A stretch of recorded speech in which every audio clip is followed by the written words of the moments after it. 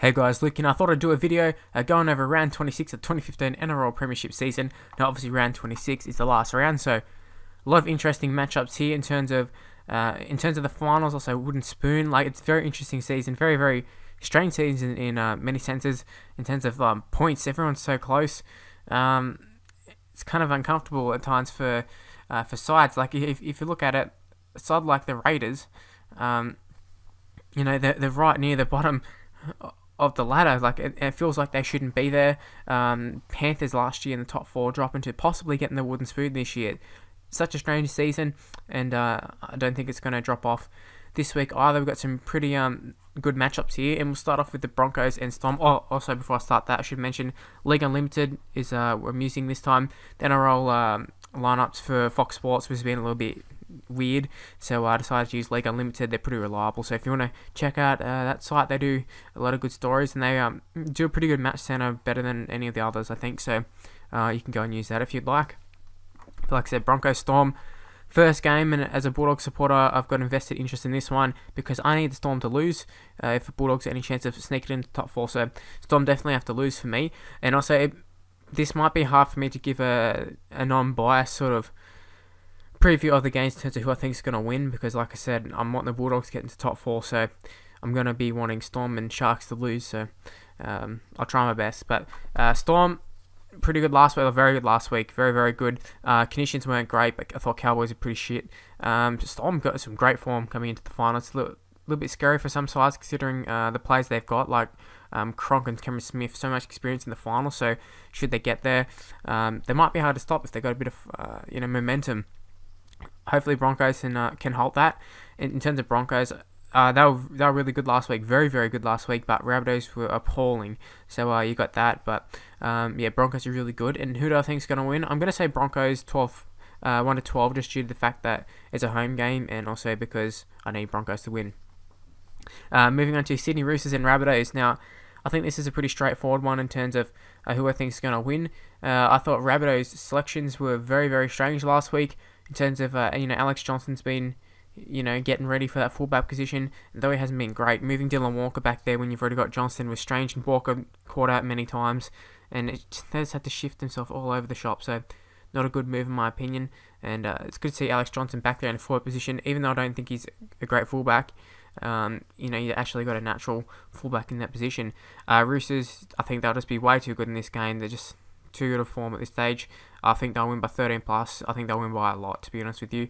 I thought Hastings looked pretty natural in that 7, in the number 7 as well. So that's good news for Roosters fans. Not so good for other teams in the top 8. Panthers taking on the Knights. This is a little bit of a spoon bowl. You got the Knights, I think, at the bottom. Both of them are, yeah. So this is an actual spoon bowl sort of thing.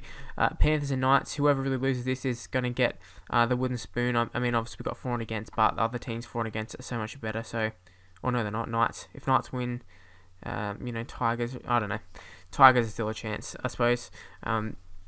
Yeah, for and against, I'd say it's probably Panthers and Knights. In terms of who I think is going to win, I think Knights have shown enough the last few weeks that they can get up for these games. Obviously, last week against the Bulldogs, they had a lot to play for. They had that Kirkgidley's last home game, plus it was their old boys' day, so they had a lot of motivation for that game.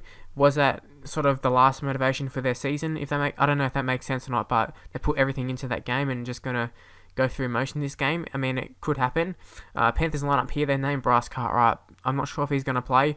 I believe he's in hospital. Jamie Soward got knocked out cold. I'm not sure if he will play either. So I suppose it all depends on who actually runs out for these sides in terms of who's going to win. But I'm thinking Knights. Panthers just look like they're not even trying at this stage. So yeah, Knights 13 plus in my opinion. Oh, also, I should mention, in terms of the team lineups, it'd be interesting in terms of teams resting players. So, I mean, you got Bulldogs at the bottom here. We'll get to them soon. But, I mean, if both the Sharks and Storm win, well then, Bulldogs don't have any sort of point in going all out for the game against the Warriors. So, you might as well see a few of these teams resting players. Wouldn't be surprised if Roosters or, even Broncos, some of these players just rest players.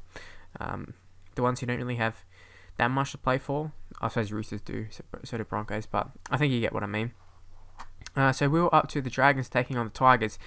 This is another interesting one. Obviously, Dragons are all but in the 8, although a heavy loss and a really big win for Manly, which is zero chance happening in my opinion.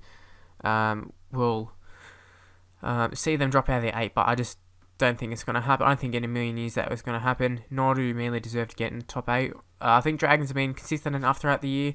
I mean, they haven't been great lately, and I don't really see them being a huge threat in the finals, but I mean, a top 8 spot is a great year for them in my opinion. But they were very, very disappointing last week. They should have beaten Titans. They didn't. Credit to the Titans though. They were quite good, but I mean, Dragons, they had the game at half time and they lost it. So not great for the Dragons going into the finals. But as we've seen with the Bulldogs and a few other sides from like previous years, form coming up into these last few rounds doesn't always mean that, you know, what I'm trying to say is the finals is a whole nother game. So maybe the Dragons grinding style of game might work well in the finals. Tigers have actually been in pretty decent form coming home. Obviously, Robbie Farah destroyed last week. Interesting to see if he can keep it up because, I mean, these last few years he hasn't really done much. So, yeah, for Tigers fans, you want Robbie Farah to kill it this game. Potentially his last game for the Tigers. Most likely his last game for the Tigers, you would think. In terms of who I think is going to win, I'm going to go with the Dragons just because they want. I feel they'll have more to play for in terms of they want some momentum for the top 8 for the final series. Sorry, and how much they're going to win by. I say 1 to 12 just because they don't score too many points. Also, I didn't mention Panthers and Knights how much they're going to win by. So I picked Knights and I think they'll win by 13 plus. Maybe I did pick them. Did say that. I can't remember. Anyways, moving on to Cowboys taking on Titans, an all Queensland game. I think this one should be simple enough, but I think Cowboys were pretty shit last week. I think Ray Thompson has done the job in the past, but it's really hard for them at this stage to come in and try and do the job. I mean, Michael Morgan just so deadly. I think it's not so much Michael Morgan's that, like, he's so dominant or anything, but it just takes away some of the attention of Thurston, whereas when Thurston's got Ray Thompson, everything's still like, oh, Thurston's controlling it, whatever. Whereas Morgan could, you know, he could do a lot of damage himself, so teams couldn't just solely focus on Thurston. I think that's just my opinion. James Tamu back is big for them if he plays, but he's been named. Titans were good last week, but I think Cowboys are just on a whole nother level to the Dragons, so I'm going to pick Cowboys 13 plus here. Moving on to Para and the Raiders, so another game towards the bottom. Not quite a spoon bowl, but I think this would be a pretty entertaining game. Obviously Eels threw it away last week, couldn't get the job done, and I'm not too happy about that. Like I said, Bulldogs brought it, needs on Blues. You couldn't get it done, Eels, but you put yourself in a position to do that, so I suppose that's a positive. Raiders, they were okay, but they're going to have to do something good without Jack White and that. I don't know why Jordan Rapana isn't playing fullback, but yeah, I'm going to say Eels are going to win because they're at home, 1 to 12. And then we got the Sharks taking on the Seagulls.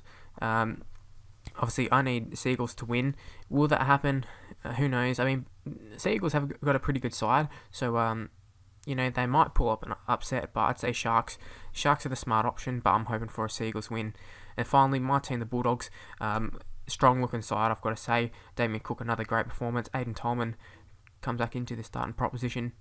The only problem with Aiden Tolman coming back into the side is I think it sort of messes with the interchange a little bit.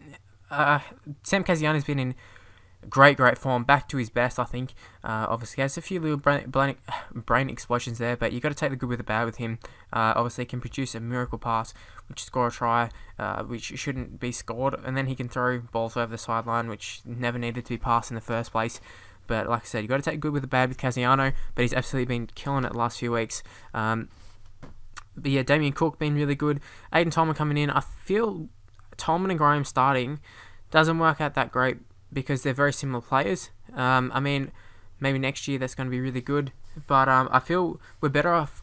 It's similar to the 2012 season where we had Kasiano starting with Tolman, Graham coming off the bench. Now Graham I think needs to start, but it's just a matter of like Tolman's not really an impact player, and he plays long minutes, so it's not really effective for the bench. But I'd like to see Kasiano get more minutes. So I don't really know what you do. I suppose you just got to keep it how it is, Tolman and Graham there. I mean, it's going to be effective either way, I think, and teams are going to be a bit worried in the final series coming up against the forward pack. But one thing they could also be worried about is Josh Reynolds coming back in the side for Trent Hodkinson with Moses and By shifting to halfback. And the reason I say that worried, obviously Reynolds not as cool, calm, collected as Trent Hawkinson, but I mean he's got speed and he's got that sort of X factor about him. I hate saying the X factor because it seems so cheesy, but so you don't know what he's going to do. I don't think his teammates know what he's going to do, and you know it can be good, it can be bad. But I have to say, any sort of line breaks, whatever. I mean, you got a pretty good set of players to back you up. In Brett Morris, very fast. Josh Reynolds, fast enough. Moses and Mbai, very, very fast. Damien Cook, all around the middle, all looking for those line breaks to and then finishing them off, just drawing them past and that sort of stuff. So that could be dangerous. Also, little offloads here and there. You got a lot of speed, is what I'm trying to say. Even Josh Morris, Curtis Rayner's got enough speed. Parrott, Laffer, not really, but. Yeah, I'm just, what my point is, yeah, like I said, a lot of speed there, and that could be very dangerous. The Warriors, their team doesn't look very good to me at all, and I'm expecting a huge win for the Bulldogs. But like I said, could be players rested here, which could change the whole dynamics of this game. I wouldn't mind it, to be honest, because you don't want any injuries going in. I mean, I thought Greg East would get hurt last week, and obviously Hawkinson got hurt last week as well, so.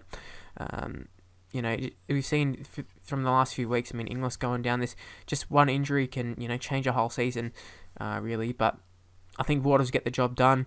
Like I said, Warriors side isn't all that inspiring to me.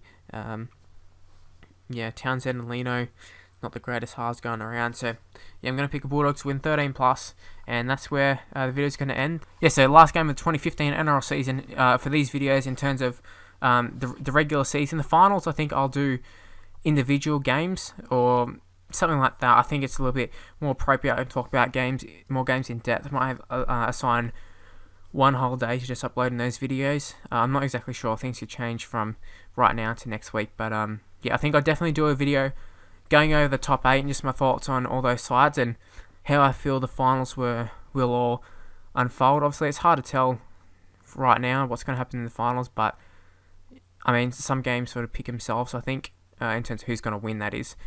But yeah, it'd be interesting to see who's actually in the 8, and let's all hope the Bulldogs in the top 4.